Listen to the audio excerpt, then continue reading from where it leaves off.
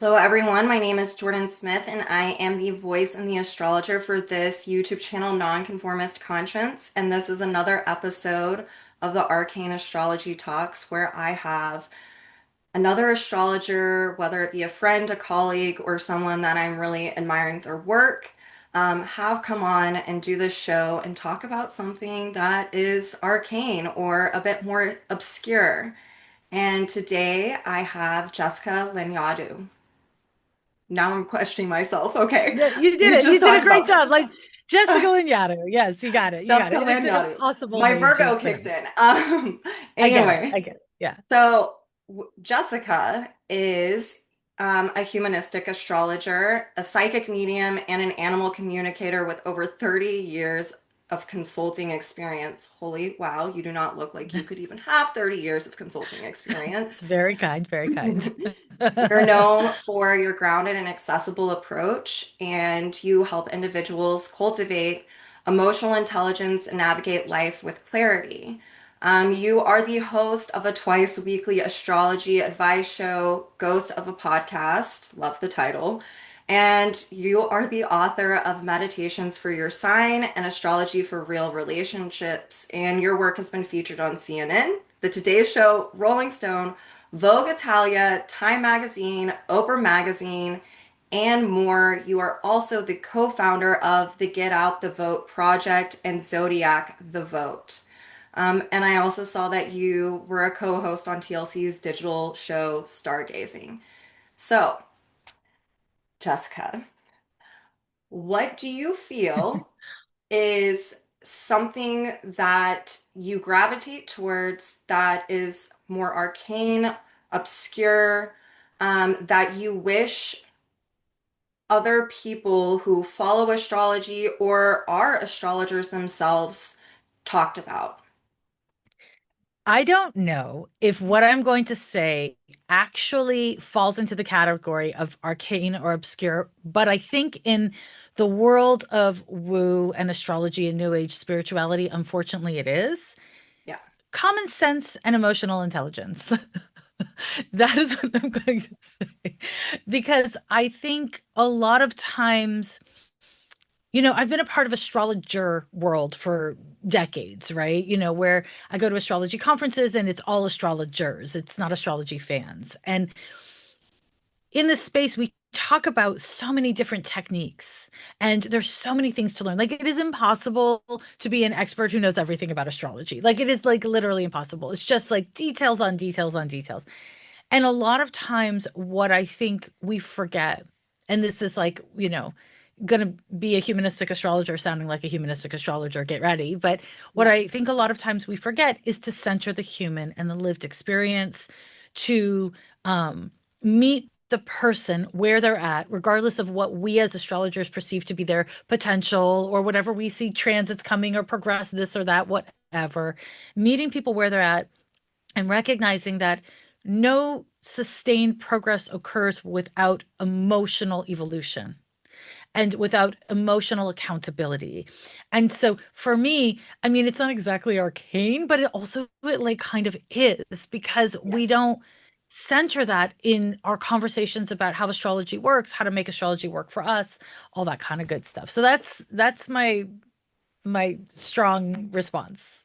No, I agree with you, because I often find that astrology is more descriptive instead Yeah. of getting to the meat and the bones. And what I find with your work is that you are, and this is why I love the area of astrology that I practice, which is evolutionary astrology. One of my mentors was Jeffrey Wolf Green, and like, there's a humanistic component to that, and it Yeah. gives a why, which is what I feel like humanistic astrology really does.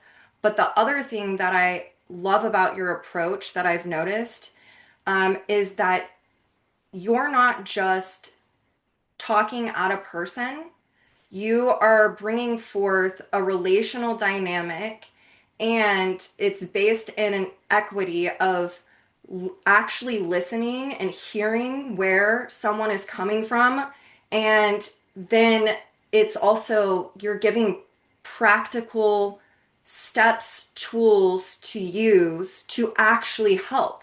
So Yeah. that to me, whenever we are listening and hearing, whenever we're doing, astrological consulting, counseling, whatever you want to call it, there needs to be a human-centered approach, because someone's coming to you for help, right? Like I've never met someone Literally. come to me that's not like, Literally. I need Yeah. help.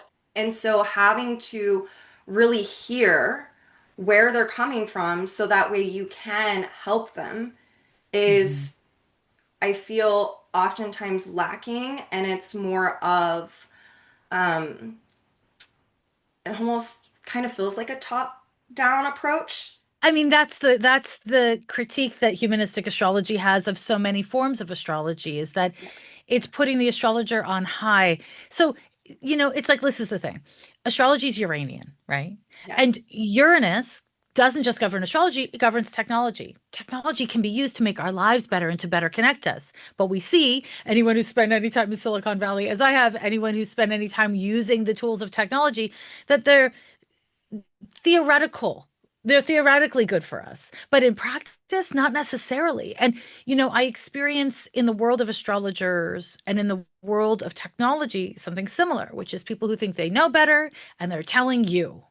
And Yes. this is like, I think evolutionary astrology, to a different extent, psychological astrology, and certainly humanistic astrology, I think strive to shift that conversation and to make it more counseling focused, trauma informed in different ways. Like these different forms of Yes. astrology do this. But listen, not all astrologers have to be counselors. Not all astrologers need to be human centered, but I don't think there's enough understanding that there are different modalities of astrology. And that if what you want is fortune telling, astrology is good at that, actually. Like if you want a predictive tool, you want to be like, should I go to the party? Yes or no. Should I quit my job? Yes or no. Astrology technically can do that, but why? Why? But why? When we can do so much more, right? When we can hold space for people. Like I come from a very strongly like harm reductionist mentality, to use more of a social working term, to meet people where they're at and not project onto them what I think their chart's potential is, but like you said, to listen. And I mean, how sad is it that honestly, like it's kind of arcane for in new age spirituality for the practitioner to truly listen, but it is. And this is really it's sad, and it comes from a patriarchal model, Yes. that and a white supremacist model that of course has trickled down into all spaces, very much including the new age astrology space. And so it is revolutionary to listen. It is revolutionary to ask questions, and it shouldn't be. I mean, I wish it wasn't, Yeah. but it is. And I think that um there's so many more things I could say about that, but I think having a critical lens when we approach tools around spirituality is so important. But a lot of people have a hard time maintaining a critical lens and an open heart. They're like, I'm critical, I'm sarcastic, prove it to me. Or I believe everything you say in advance. I'm such a fan of astrology. And we want to be able to question our physicians and our dentists and our parents and our pastors and our astrologers. You want to be able to question everything, is my attitude, so that you can find your truth, so that you can ask practitioners to meet you where you're at. And this is something that through my consulting practice I've learned people don't do. People don't say, I actually, you're talking about something that doesn't make sense to me. Can you say it differently? And part of how I've come to know that is because I have had 3 decades of counseling experience, but also because I'm psychic. So I can be talking to somebody as an astrologer and I can feel on an energetic level that they are just like not in the conversation. They're smiling and they're nodding and they're agreeing with me, but like they are not there. And so Yeah. I can be like, wait, wait, wait, wait, wait, wait, wait, wait, wait, wait. How do you, wait, does this making sense what I'm saying? And so not to like take our conversation off on a tangent, but I feel like as practitioners who are have the ambition to consult, to counsel, it's important to ask for consent from our clients Ask them to be an active participant in the conversation. Does this make sense to you? How does this play out for you? Do you want to talk more? Would you prefer to listen more? Asking them to be a part of the experience instead of just telling them what the experience is and that they should. And Yeah, I like talking, so like I'm down to talk and talk and talk. But again, we're not talking at people. We want to be helping people help themselves, which means they have to be a part of the it's conversation. collaborative is what I'm Yes. hearing. Yes. Yeah. You speak to.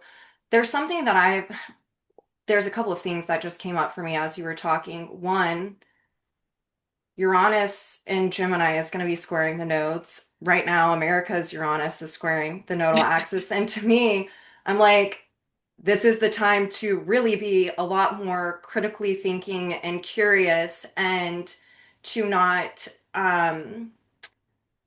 so much I feel like going on in the world is because of giving authority over, which I mean, you even mentioned in how it is rooted in, this patriarchal, white supremacist supremacy. And right now, I think that this is like a huge challenge going on is for people to remain curious or to cultivate curiosity in general. Um, Hmm. Instead of, because here's the thing, in my opinion, I'm going to preface this. In my opinion, what I see is that it's really easy to be able to persuade someone, um, and then get validation for your opinion, and yet that's really closing the door of that curiosity and that critical thinking, right? It's where Hmm. it intensifies an over identification and it doesn't allow for growth, right? And so I Yeah. feel like with these transits, we're seeing this and we're getting the opportunity. By no means do I think it's going to be some fucking kumbaya or anything or collective enlightenment. That is not from Yeah. Yeah. what I feel, sense, and have researched, right? Correct. But I do Yeah. think it gives us an opportunity, and I'm glad that we're talking about this because hopefully it plants some type of seed for people uh, to question, right? Like, Yeah. um, are you giving your authority over, right? Yeah. Are, Yeah. you know, um, And I want to, if I can jump in to say, okay, so this is happening at the same time that we have the fucking Neptune Saturn conjunction in yeah, Aries, right? It's like dancing around for the whole year and into next year. And what this triggers is anxiety. So there's so many things we could say about this conjunction. But what it triggers in the individual is anxiety. What's real, what's what not real? How do I navigate burnout? This is an impossible situation. There's no good choices, right? yeah, And when we as individuals and when we as a community are scared, we tend to look outside of ourselves for answers. We say, well, maybe astrology can tell me what to do. Maybe, the psychic can tell me how I should navigate my health, or whatever it is. We look for simple answers to complex, nuanced issues because we're fucking scared. hmm, And so much of what's happened since like QAnon, like all this like Neptune and Pisces, like in its final 10 degrees, got real fucking messy, according to me. Um, and like in the States, the Maha movement, it's this kind of monetization of wellness. And on the one hand, like there's nothing wrong with people in wellness fields making a living because they pay for groceries. We pay rent, I yeah, mean, there's nothing wrong with that. And also, when the point of me helping you is me selling you something, that is the primary point, we have a trouble, right? And there's so many people who transactional. are selling. Yeah, it's transactional. And also, it gets into toxic individualism and spiritual bypassing. And so, like, for me, and I know that a lot of people have different opinions about this, and maybe some of your viewers will get mad, but I am a very fervent believer in vaccines as community care. And we have seen this massive spike of people being like, no, I'm not going to do it because it's not good for me. I don't want to risk any individual harm because community care is not actually that important to me. Um, Mm, and now we see mumps, measles, fucking COVID. There's all kinds of highly, highly communicable diseases that were gone that are back. And then when we turn back to the astrology, we've got our little Saturn and Neptune in fire, and then we have our Uranus and Pluto in air. And so we have this wildfire of airborne communicable diseases that, like with Neptune and Aries, from like a Chinese medicine kind of perspective, it's like dampness in the body, right? Too much fire because Neptune's wet and Yeah. fire is hot. And so we have this dampness in the system, which is an immune system crisis for a lot of bodies. And Mhm. so my concern here is that we have a need, like a desperate need, to become more community minded as a collective. And at this very moment, we have these technological tools to become more individualistic. We have these spiritual pushes to become more individualistic, and we're scared. Mhm. And that is a very dangerous combination, right? And when like looking at like, what I'm talking about, what we're talking about is kind of like mundane astrology, it's like collective astrology. Using collective astrology without a really solid understanding of individuals and how we function as individuals doesn't work, right? It becomes, No, again, this very theoretical application of astrology. absolutely. But, you have one scared person in a movie theater. There's a scared person in a movie theater. You have a whole movie theater full of scared people. You have a stampede. You have a crisis, right? Yeah. And that's what's happening. Like we are globally freaking the fuck out for good reasons. But like Yeah. we are in a destabilized time. And that does mean that it becomes more important that we are there for each other, that we are community building, that we are community minded. And that doesn't mean that's what we're likely to do. It's just what it's more important that we do. Absolutely. One, I mean, for me, when I feel into Pluto and Aquarius, like, I feel like a lot of people, they talk about some of the lovely things about it, but it's Which is also bananas to me. like, Which is well, it's just not based in actual reality, right? no, And like, it's we have, Pluto. no. Yeah. So, um, one thing that I do see, um, which is interesting. I've been doing a lot of work on me personally, I gravitate towards asteroids. Um, I like to have a woman's voice to share the stories, like if we want to sound poetic, but also, and selfishly, it helps me grow. But I also see different dynamics play out, and one of them right now is there's this asteroid Lucretia, and this pertains to what we're talking about. She was actually not a myth, it was an actual person, a noblewoman from Mm, 504 BC. And she exposed the corruption in the Roman monarchy whenever Sextus Tarquinius he raped her. And mm, she decided to voice this, but ultimately ended her life because of internalizing the values of the time, which to me is not very different from right now. mhm, Um, and what it did is it created an uproar in the society. And it's not like Cassandra where something's not believed, right? It's actually, it is believed, but there's like this punishment dynamic that goes with right. it. And yet it's got a fixed energy kind of feel to it. And right now she's in Scorpio, so she's ruled by this Pluto.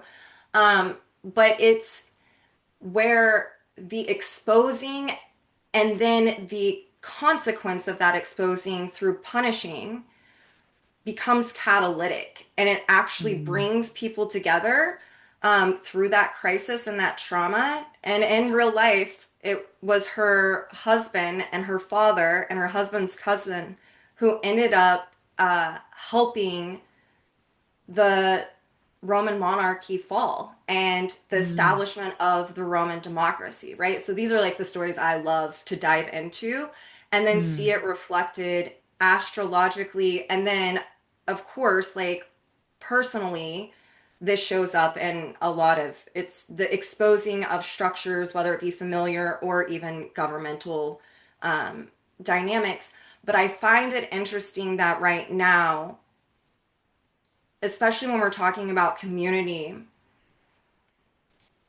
how do I want to phrase this with what I just said and also the transits that we're talking about is for so long there's been a giving over authority. Like it's almost like the societally, we want someone to save us. It's this Virgo Pisces bullshit that's going on right now, right?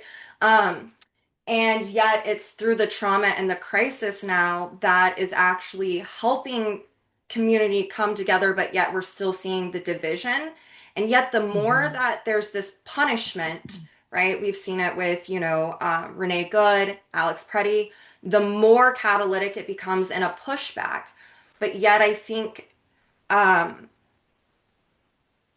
whenever we're talking about on a human level, not to sound too out with the fairies, but like there is an interconnectedness, right? There is this Hmm. sensitivity. It's why some people are apathetic because they just want to shut it off.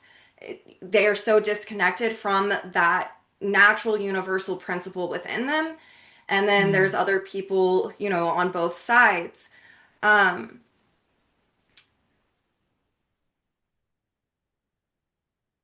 but I think that the challenge and something I've been talking about, and I'm wondering if I mean you speak about this often, I feel like, but it's more of this dynamic of how do you want to contribute if we're all connected, yes, through community, but also your own well-being, your own mental, emotional, psychological well-being, because if we're connected, how do you want to um, throw into the pot of the collective consciousness, whatever you want to say. Totally. Because if you're in what I call like Virgo stinking thinking and the committee upstairs is running, you know, a mile a minute, like you can get kind of lost in the sauce. And that is the way that you're contributing, And so Hmm. it's important right now with all of these things going on that even though it's confusing, that we really understand on an emotional level what's going on with us. That way, our contributions, even if they're Virgo small, even if they're not seen,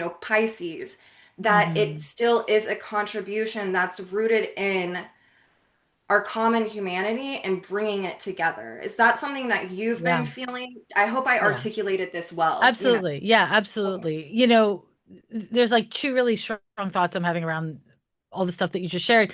And one is like the sharing of that asteroid just kind of also, you know, the Epstein files, the release of the Epstein files Yes. is not it it, it implicates men, almost exclusively men, across the globe, right? Mm-hmm. Like it's not Yeah. just in the US, although we are seeing how different nations are responding to it.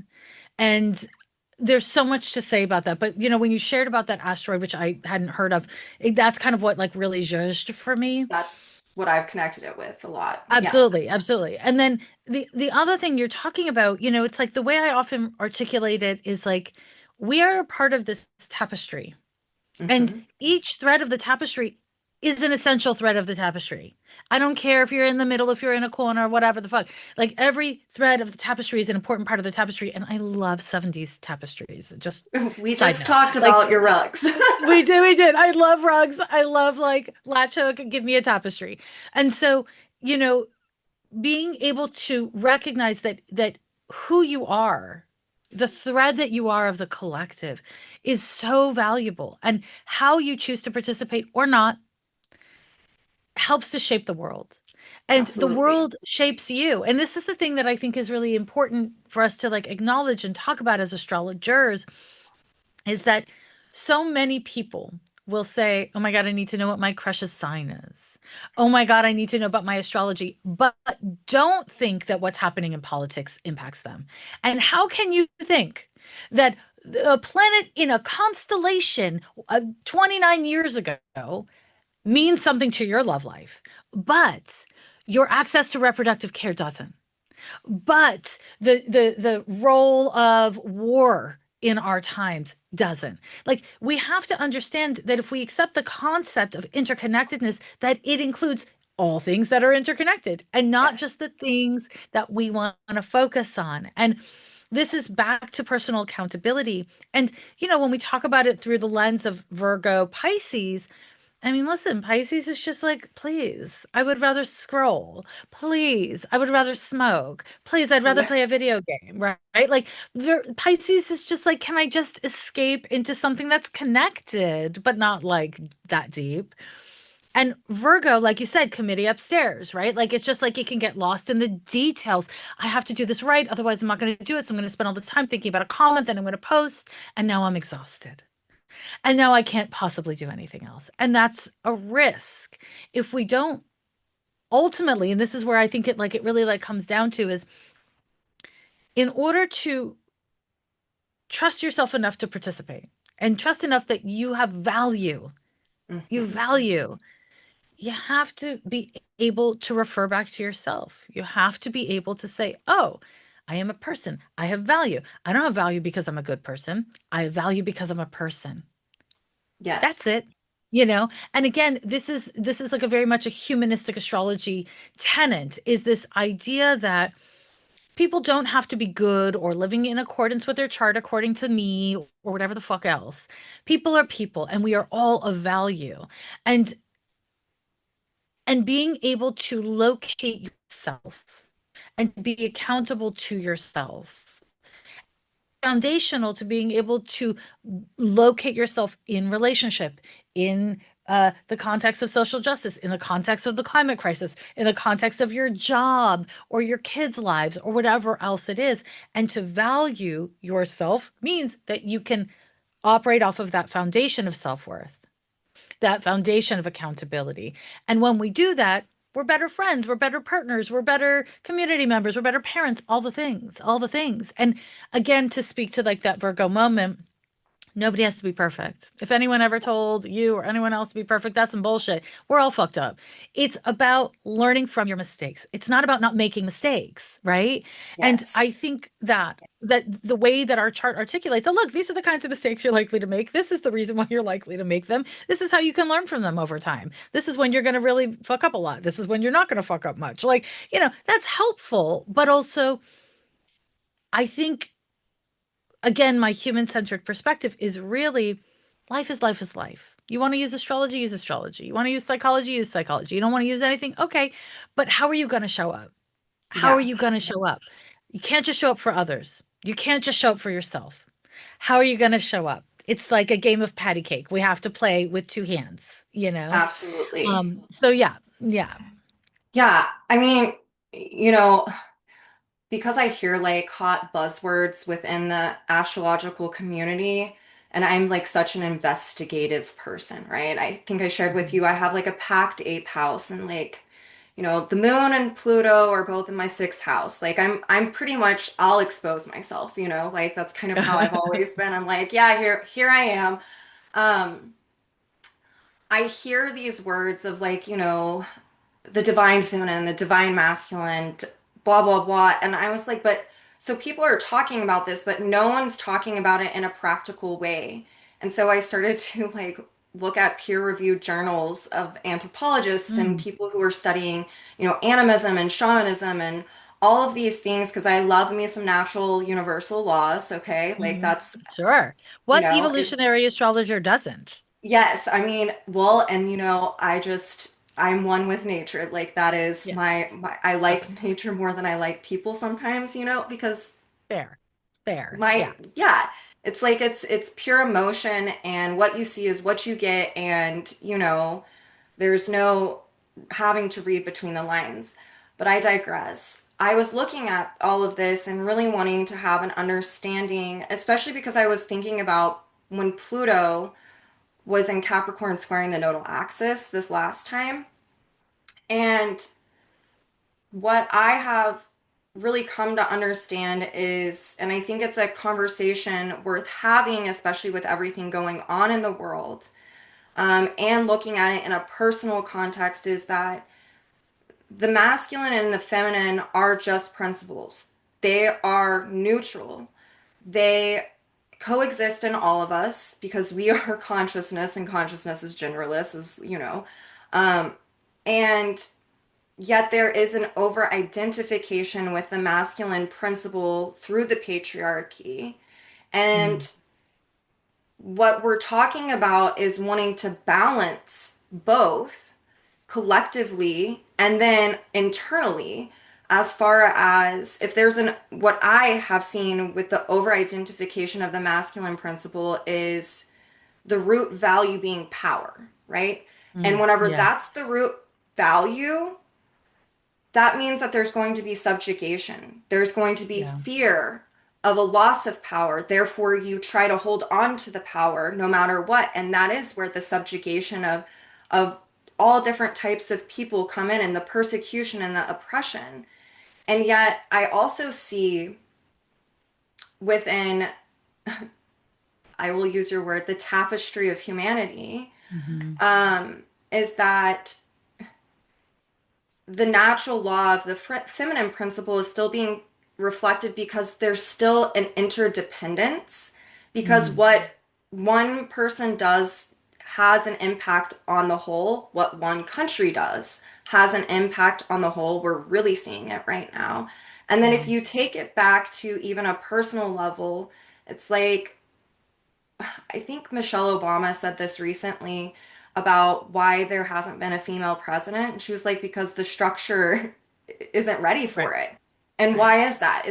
In my opinion, it's because in order for a woman to even be like in a man's job, you have to over-identify with that. And so there's this Mm, need for this balancing, and yet there's not, I feel like it becomes some type of inner dynamic outside of ourselves that's hard to grasp or understand because of how it's being talked about when really it's like very simple, right? It mm, exists in mm, all of us. They are principles, they are neutral. Anything without moderation throws things out of whack. And so it's really looking at where is that playing into your life and also utilizing like what's going on outwardly as that mirror. Do you know what I'm saying? Like yeah, that's yeah, really helpful and beneficial, I feel like. yeah. I don't personally fuck with divine masculine or divine feminine at Yeah. all. I don't focus on those principles very much at all. I'm very, very gay. Like I'm so gay. I'm very, very gay. Yeah. Just in case anyone was like, "Oh, is she gay?" Like, yes, so I knew gay. you were gay. So gay. And I come from which only certain people will even know what this reference is, but like I came up in the dyke community in the 1990s in San Francisco, which is a very gender bending uh world to have come up in. And um my kind of experience and take on gender is really informed by having worked in very alternative environments, having spent very little time with cis heterosexual men, um, compared to most people, to be fair. Yeah. Most people in like North America, I'll say anyway, because I really have had that experience. And when I have worked, well, maybe I won't even go in that direction, but all to say, for me, my experience of the concept of feminine and the concept of masculine in spiritual space is very heterotypical. And it's very much enforcing heterosexuality. The divine feminine is connected to mothering and to And it's nurturing. And patriarchal. what's that? And it's patriarchal. It's deeply patriarchal. I mean, this is the thing, is it's like Yeah. profoundly patriarchal, and it doesn't resonate for me. It doesn't vibe for me a as a okay, as a queer woman, we have different gender identities. And so my gender identity is high femme, which is a term that I feel like heterosexuals have kind of like co-opted, but like femme is a queer gender and it's not a Yes. straight gender, right? So as a high femme, I exist in the context of lesbianism, not the context of heterosexuality. And so if we look back at the kind of like patterns that existed Yeah. in like butch femme dynamic, high femmes went out and like made money. high femmes are like, it's a very Saturnian gender ultimately. It's like Yeah. that kind of femininity that's like she gets it done, she makes it work kind of Yes. femininity. And again, it's not contextual to masculinity, or at least not to maleness. And I think that it's very hard to have responsible spiritual conversations Mhm. about the energetics of masculine and feminine separate from patriarchy and compulsory heterosexuality and the subjugation of women in Yes. society by men, right? Like it's really hard to have these conversations cleanly because we're all living through it, and so did our Right. mothers and our fathers and our grandmothers and our grandfathers, right? And of course, Yes. just one last thing I'll say is it's of course very important to hold space for like all the gender fluid, gender queer, non-binary weirdos and normies out there, right? Because gender does not just fuck with ideology, but it is really hard, yeah, to have these spiritual conversations devoid of the material world we live in. And again, I'm just like enforcing my humanistic viewfinder on this, but like Yeah. that's my lens. Yeah. No, see, I have a kind of an oblique direct experience. My oldest is about to be 17 at the end of April, and they are non-binary. Mm. And they are as queer as all get out. They actually, I mean, like their music, like they're listening to like Jack Off Jill and like, I mean, all of these, they're just a very, in my opinion, a very cool soul, right? And so I've even had these conversations with them about the masculine and the feminine. And, you know, it's just like in, I'm glad we're I'm glad we're talking about this, and I'm glad that you have your experience to talk about this because I think that this has a lot of value in it. And Hmm. it's not talked about.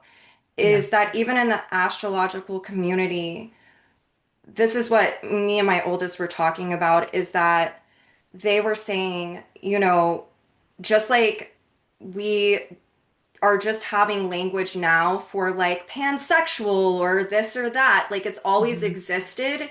And it Yes. feels like astrology is lagging with language to talk about the full array of everything. Do you know what I'm And saying? it's because, I mean, like, listen, of course, like, this is the thing that's so important for like young queers to hear.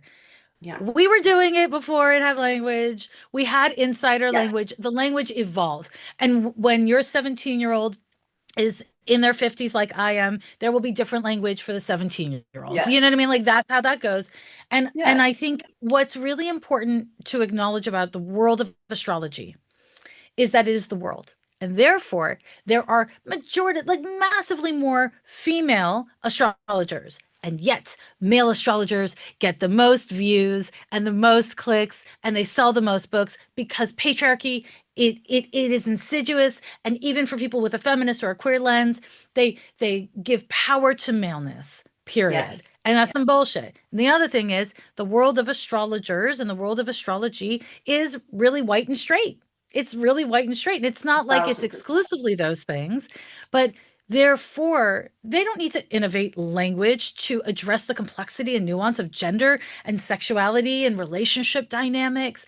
They don't have to address the complexity of so many things around culture and race and sometimes class, because in my experience, I've gone to a lot of astrology conferences, and a lot of people who are there have partners who are supporting them so that they can be there, and they're not like making a living on astrology per se. And that's not bad or good, but it is different than having the lived experience of trying to navigate making a living as insert identity, right? And so Agreed. so the reason why astrologers don't have the language is because patriarchy, yeah, end of sentence, we could make it more complicated, but like literally patriarchy. And it's been really stunning to me because I started to become work as a astrologer professionally in 94, 95, and I went full time in late 99. And so I've been doing this before the internet, right? Like I've been doing this a Yeah. long ass time. And what I have been stunned by is in the early peak of astrology on the internet, which is just the early peak of astrology going like mainstream. Yeah. I saw more and more people of color, more and more queer people coming to the table and having a seat or making our own tables. It was fucking delicious and glorious. And still, the fucking men, and in particular, of course, the white men, they just are given power. And I'm not trying to like take away from any individual astrologers or like shit on No. any colleagues at all, but it's just patriarchy is insidious and we must do our level best to think about who am I listening to? Like whose voice Agreed. annoys me? Who do I think is an expert? You know, I've had many people over the years tell me that I'm not really an expert in astrology because I'm too young, because of the way I look, because I'm political. Um, and to all of that, I say you can be a fucking frivolous clown queer and highly political and an expert in your field, whatever that field is. You can be any gender and be an expert in your field. And again, I think it's just it's really like it's again it comes back to I think like something that's emerging as like an important theme in our conversation, which is astrology exists in the world. And Hmm. the world exists in astrology, and we have to recognize that and how complicated it Absolutely. is, and do our best to ask more of the tools that we use to make them more human centered, to make them more pliable to our complex identities and trauma histories and lives, right? And a lot of Yes. times people just don't demand enough of the tools they use. And I think that's like, let us all be demanding, is my Yeah.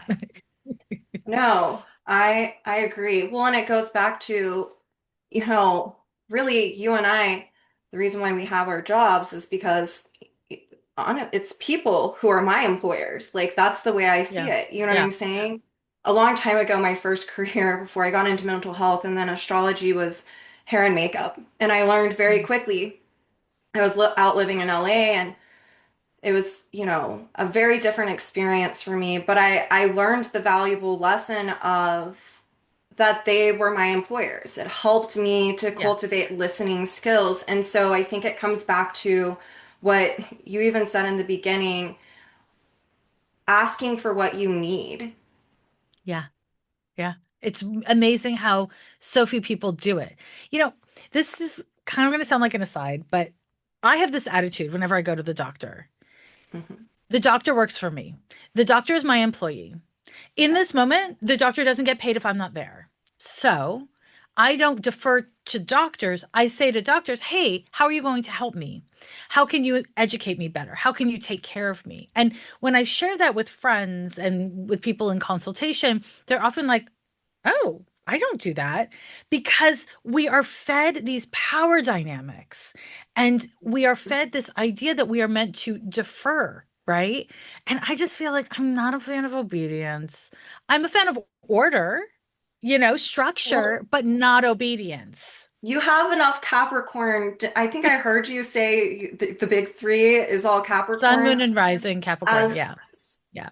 someone, I have a Libra moon, but it's at 29 degrees and it's squaring my Mercury, okay? Like, so it's like past lives, whatever. It's like I was like, I've heard enough of this shit and I'm throwing it Yeah. off in this lifetime. This is so fascinating to me. My oldest, well, both of my children have, um, and same with me, Taurus components in their charts. And, with my oldest, their name is Six. My youngest, his name is Zeppelin. Okay. Just Mhm. for reference. That way I'm not dancing around. Um, Totally. so Six is, in Massachusetts this year and went from 50th in the nation education to number one. And yet they are, Congratulations. right? And Six to they're number finally one. they're finally getting to experience friendship and community with like-minded individuals where we moved. It was very intentional. There's a huge queer population. There's like Smith Mm. College close by me, all of that, right? And then I wanted to be in nature, so best of both worlds.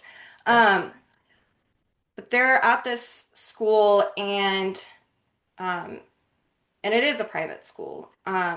And I they were having issues with it with the teacher.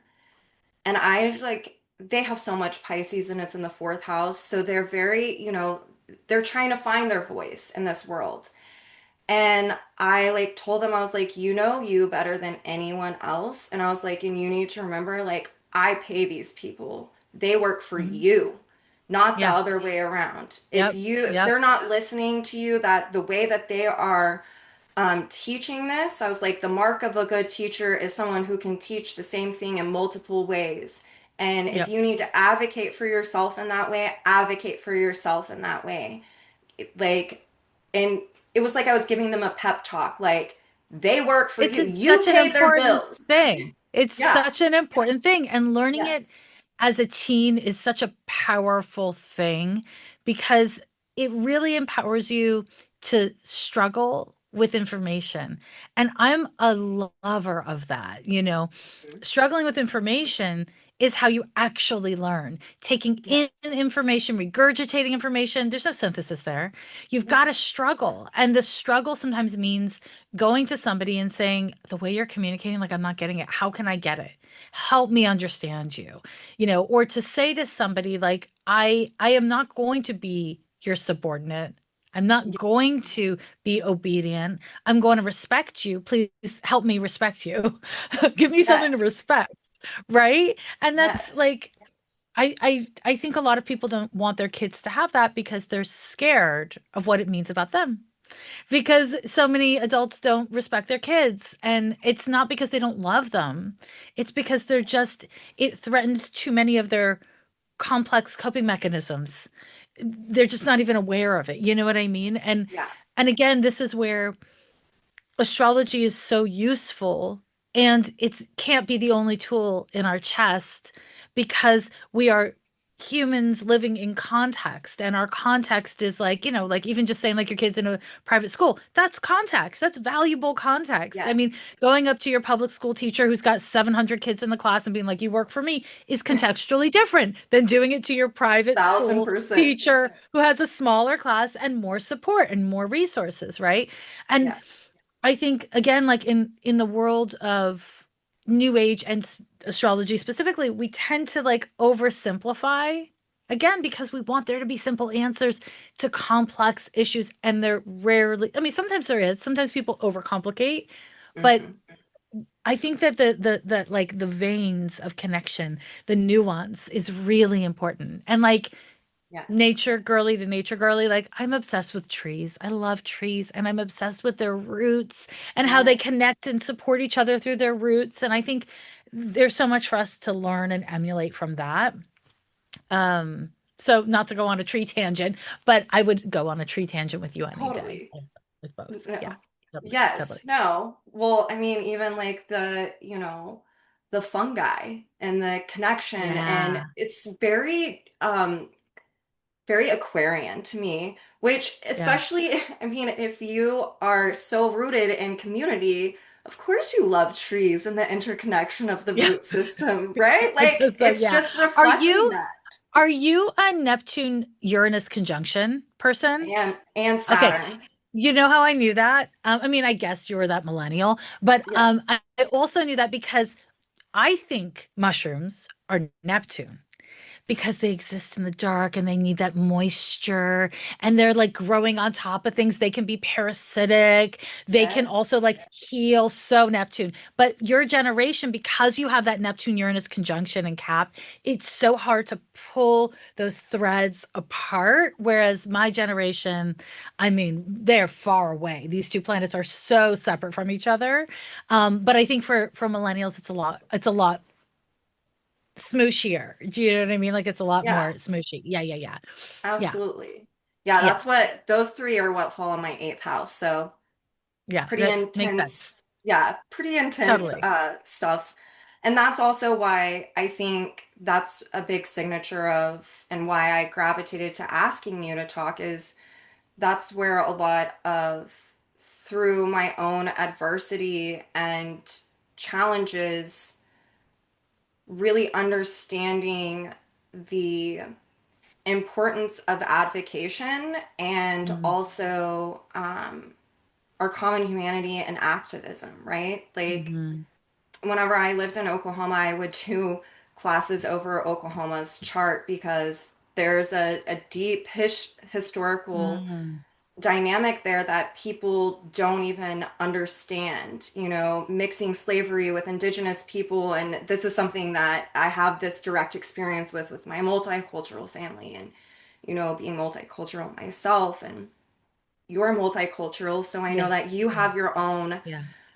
dynamics too, which also leads me to, I was, like I said, I don't follow astrologers because I never want to pair it. Like, having, it's the Capricorn Mercury, like, or just Capricorn in general. Want to have my own voice of authority, and Totally. I don't want to parrot other people. Um, but I was listening to, so I was doing research, and you were talking about your grandfather and how, uh-oh, are you there? Okay, you're there. I'm here. And Yeah. I wrote it, there's a couple of quotes that I wrote down of yours, which I find um, amazing. And I have two questions pertaining to this. My curiosity is so Okay. piqued. Yeah. So you had said that your grandfather was pivotal in shaping your values around My community. mother's father. Yeah. Hmm Yeah. And I think you kind of already answered this a little bit, but if you want to dive more in, or if this sparks something, whenever it comes to that and your upbringing, um, is there something within the professional astrological community that you think they could do to better serve the actual community, making it more accessible in some Mm. type of way? So, So there's so many like layers of my response. My I am from a multicultural background, and I I am Jewish. My father's from Baghdad, and my mother's the first born to Holocaust survivors. So, um, while I am Jewish on both sides, I mean, I am from radically yeah, different. My parents are from radically different regions and different cultures. And my father survived the Farhud with his family, and then again, my mother was first born to Holocaust survivors. And so I have a very uh, cross-cultural, multicultural, trauma-informed background straight out the damn gate. And yeah, then being, as I may have mentioned, slightly very gay, um, also kind of really inspired me and inclined me towards creating a practice and practicum with astrology that is expansive, because most people in the United States are from a mixed background. yes, And and there are so many different ways we can talk about being a mixed background. That's like cultural, that can be class, that can be race, it can be religion, it can be so many different layers of things. But so many of us are from a cross cultural background. And for me, when I started using astrology, keeping in mind all the books I had were written in the 70s and the 80s, right? Because I started studying formally in the early 1990s, and there was no internet. So there was no such thing as Googling, there was no Google. And so for me, all of my books have a little S in front of the he, because the general use, like he who has a sun in Virgo does this and does that, and when he does this and does that, and it was all he. So I would take a damn pen and I would put a little S in front of every he, and I would make it she. And I was just like, this, even the books written by women were talking about a heterosexual white male with a certain measure of class privilege who was not disabled, who did not have trauma, like all of these things. And so I was like, okay, so I have to learn this. I have to learn this from humanity because I'm not going to Hmm. learn it from astrology. And then I have to like connect these two things, right? Yeah, Or these multitude of things. And so I feel like I've gone on a tangent away from your question. You're going to have to pull me back in. But you're okay. all of this to say that like meaningfully influenced my use of astrology, and it meaningfully influenced my decision to pull back from the astrologers community that I was a part of in the early 1990s because it was almost exclusively white people. Everyone was significantly older than me, and that on its own, the older thing wasn't, if that was the only thing, I wouldn't have like stepped back from that Yeah, community. And I'm still very connected to a lot of those people that I met in the early 90s. And I adore them. So I don't, there's no shade on them, but they were just almost exclusively white, almost exclusively heterosexual, and I don't know if they had multicultural backgrounds, but I couldn't tell that they yeah, did, which on its own was data, right? And so for me, I pulled back and I did my work kind of like I'm a 12th house baby. I'm a sun, Mars, and moon in the 12th house person. So I did all my work under a shroud, in a cave. I did it alone. I wasn't influenced by other people's work. And it empowered me to use this tool in a very kind of like adept way and a way that reflects the people in my life and in my client base, which are a diverse group of people. So it includes white, straight, Christian people from middle class backgrounds, but it does not have that demographic as the gold standard, and it yeah, doesn't have that demographic as the primary base. And the truth of the matter is, how do we get people from their own lived experience to be educated about people from a radically different lived experience? Those people have to do work outside of astrology. Those people need yes, to care. Those people need to be educated. They need to, if they have a social media feed, make sure it is a multicultural, multiracial, different class backgrounds, different ages, different perspectives, different sexualities, right? Like yes. that takes effort. It takes effort. You have to read, you have to be connected to people. I'll never forget, in this must have been 1995. In 1995, I was walking around town. I had just moved to San Francisco in the past year, and I would like take the bus to the place and go and do my things. And I would wear a Walkman. You know what I mean? It was like a headphones, and I had a tape recorder, and I would listen to my audio cassettes on my little headphones. This is And there was very this bus 12th stop. house of you too. Well, you know what? It was very normal back then. It was very normal back then. Like everybody had headphones, right? And Yeah. Walkmans. Now we have headphones on our little mobile phones. But I remember this one bus driver. I saw him a few times because I went to the same place. And he said to me one day, "You have an antisocial machine on." And I was like, "A what?" And he's like, "You're wearing an antisocial machine." I was like, "I'm listening to my Walkman. I have like punk tapes here."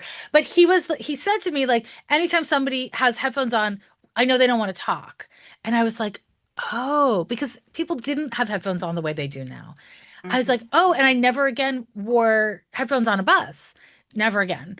Um, and I mean, maybe in more recent years with mobile phones, I have gone back to that, but it's stayed with me because there's so many ways we can be open to different kinds of people in different contexts, in different environments.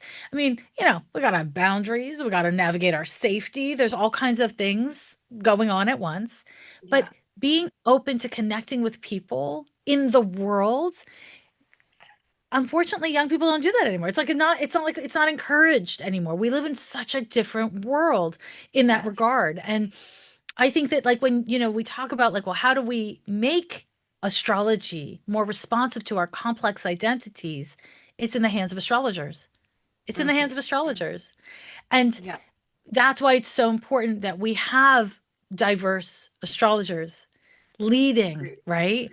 And it can't happen if people don't do the work. It's just like there's no, and the work isn't Yes. astrological. The work is cultural.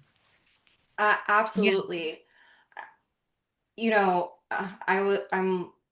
I'm similar to you. How I learned astrology is once I found the school of thought that I gravitated towards, I I studied like it by myself solo. And I think for me also, I don't, like I said, I'm an open book. I don't talk to my family. Mm, How I live my life is not congruent with their values, and that's okay. It hasn't like hardened me or anything. There's been grief, but yet I also um, want to protect my children. And I think a lot of, I mean, I'm going to be frank, I was being taught like eugenics at a young age, and I was very, I mm, don't know, I remember being like 3 and like crying and saying that it was wrong, right? mm, And just something in me, absolutely, you didn't have to tell me. I also went to private Catholic school. Like, I got in trouble mm. there. In 6th grade, my friend reminded me, he was like, yeah, you got sent to the principal's office because you wouldn't stand for the Pledge of Allegiance. Because I something didn't in me stand was for the like, Pledge of Allegiance either. yeah, I was like, I'm not, I'm such a fan of that. Do yes. they still make people stand for the Pledge of Allegiance? In Oklahoma, they do. They also still have Mhm. parents sign things for corporal punishment in Oklahoma, though. So, What? like, yeah, In like, I mean, 2026? it's a very different Wow. place, right? And Wow. it's very like we kind of joke and say it's the buckle of the Bible Belt. But I think for me, like I knew what I was being taught was wrong, and I also was curious Mhm. about it. And so I put myself in situations to discover. So I inherently on some level knew the truth, but I think to also combat what I was still being fed, it was Mm, like I wanted to still have interactions and I wanted to understand and to explore. And you couldn't tell me not to do that, right? Like, and mhm, then it made me stand up for people. Um, Marginalized, oppressed, what you want to name it, whatever.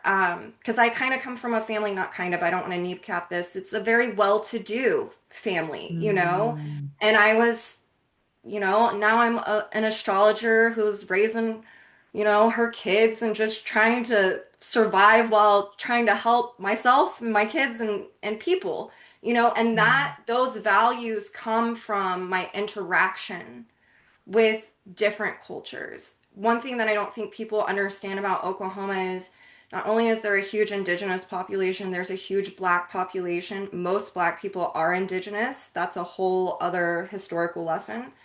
There's mm, a large Persian community, and mm. there's a large community of Vietnamese people. And so it, this is kind of crass, but I remember my dad one time seeing me with my friends. He was like, "Your friends are like the UN. Like that's you guys walking around." Because it was just so What's many UN?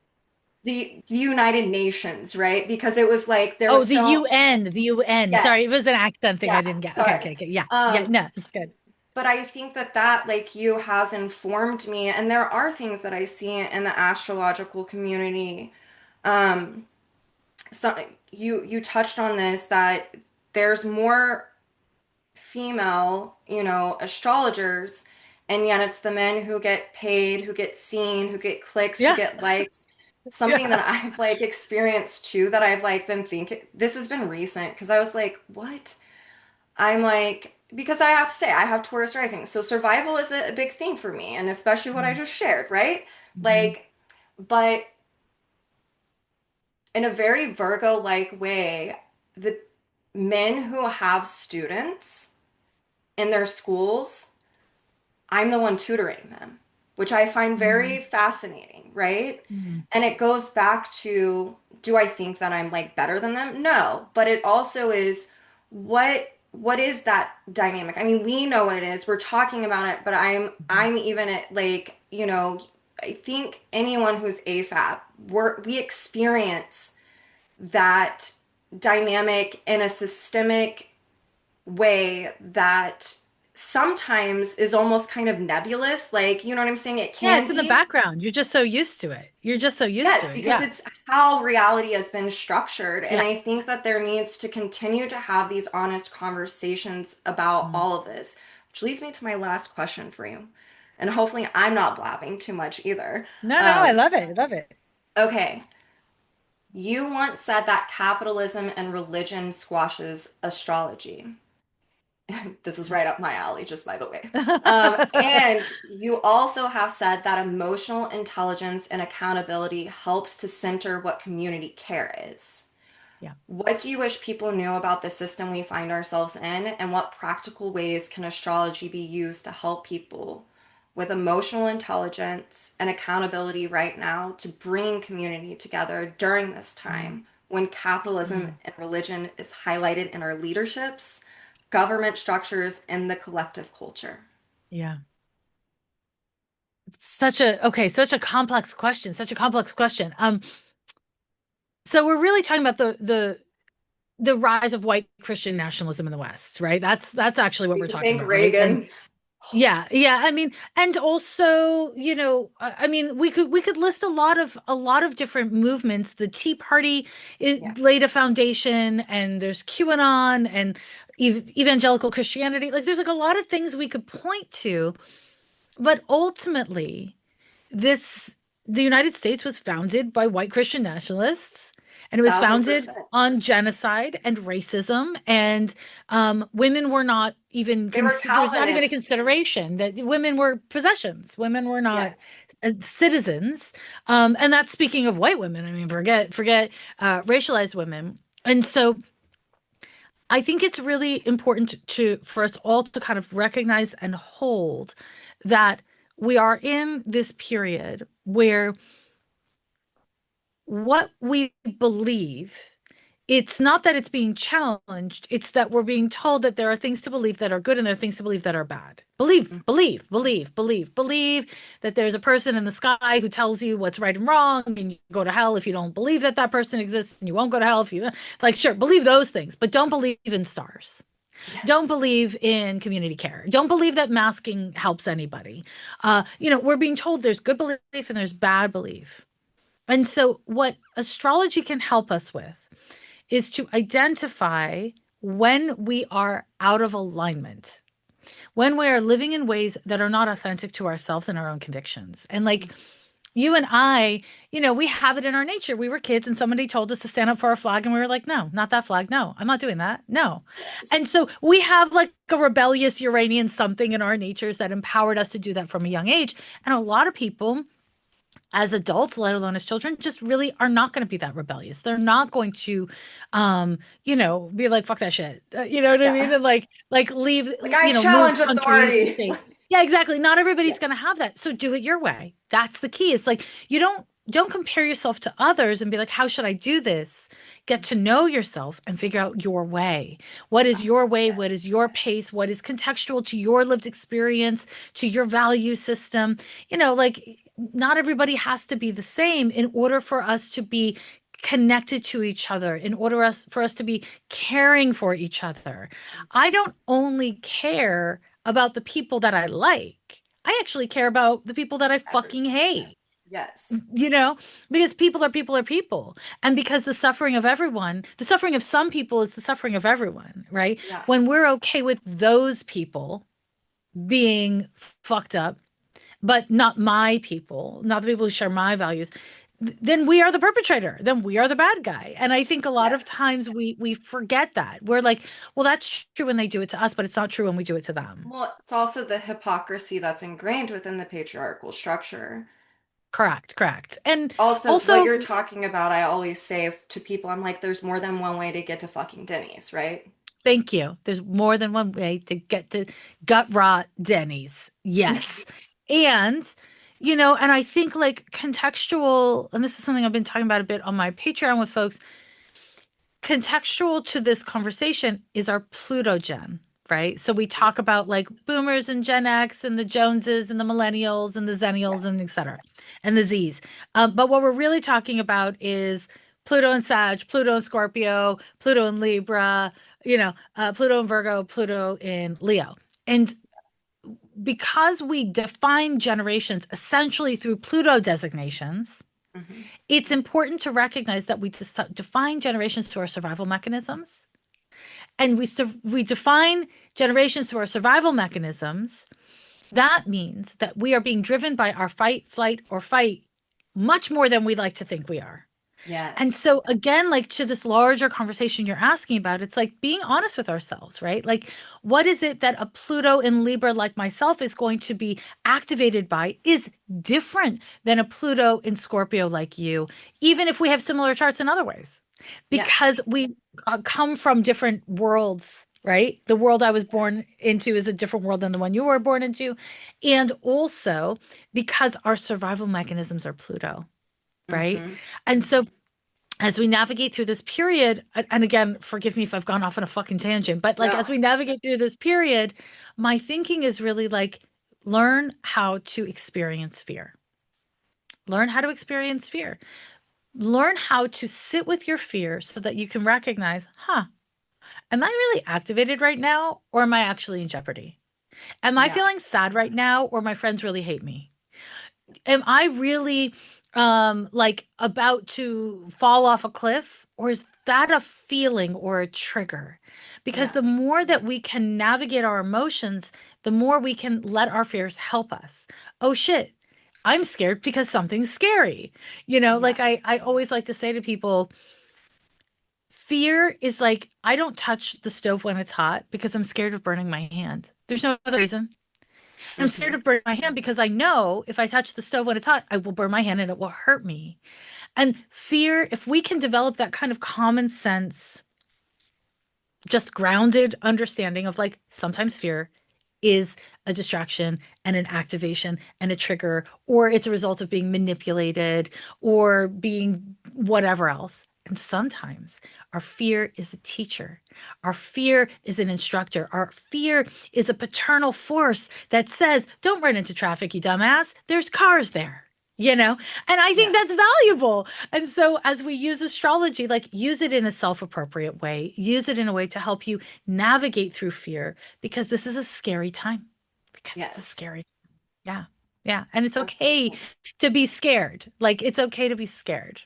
Astrology is not going to help you not be scared. No. It might No. help you muster courage, right? If Yes. something's Yes. validated. But I love this quote, even though I'm feel very thoughts about the person who said it, which was Mike Tyson. But he Oh, did say, you can't get rid of the fear, but you can ride the wave of it. And I love think that. that I that's love what you're that. Yeah. trying to, you know what I'm That's saying? exactly it. Yeah, yeah, yeah. Yeah. That's exactly it. It's really just working with energy. It's working Yes. with energy. And as soon as we say this energy is bad and that energy is good, this is divine, this is shitty, whatever, Well, it's the then we get into dichotomous messiness. thinking that is not There it is. indicative of That it is. the actual truth, right? Two Yeah. things can be true, Yes. like 50 things can be true at once. a That's where, 1000%. yeah. And this is Yeah. really where I would kind of like add, okay, astrology, it's Uranian, it's mental. Hmm. It's analytic. It's not emotional. It's not behavioral. You can use it to support you in emotional development and in behavioral shifts, but ultimately we study, we analyze, we project, we predict, we sort through data, we communicate that data. It's Uranian. Yes. And so also like not all tools for all things. A lot of times people ask me questions and I'm like, go to therapy.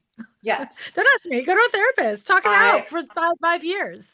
I have that on my website. I'm like, I even have like an intake thing. I think it's because I worked in mental health and I have a family that's like, done medical malpractice as attorneys. So, I mean, Wow.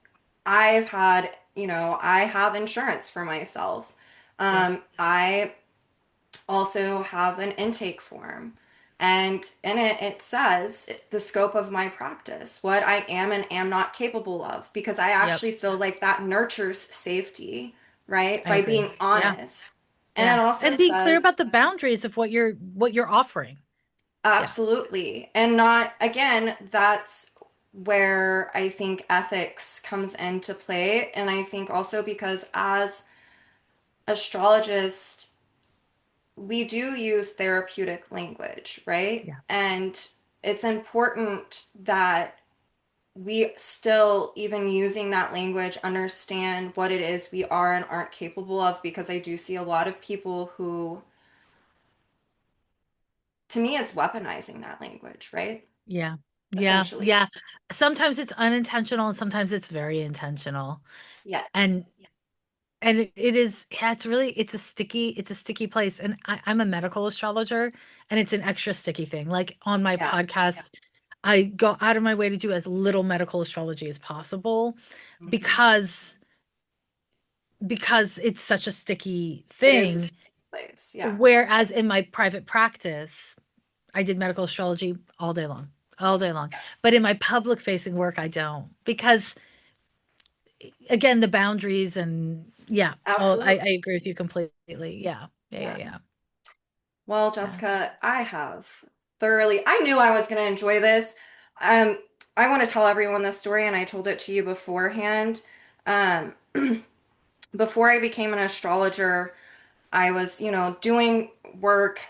At the time, I believe I was changing like a law in Oklahoma for parental rights and stuff. And um, for me personally, I felt, because I was doing a lot of public speaking and it was like at black tie events and blah, blah, blah, blah, blah. And it felt like I was staying botched into this place of like, it was almost re-victimizing me, even though I knew I was Mm. being helpful, but it was like, I think you get what I'm saying, right? Yeah, yeah, Like, yeah, yeah, yeah. and so I really wanted to be an astrologer, and I hadn't heard anyone who, I heard people talk about like current events and the mundane, but I hadn't really heard anyone who was doing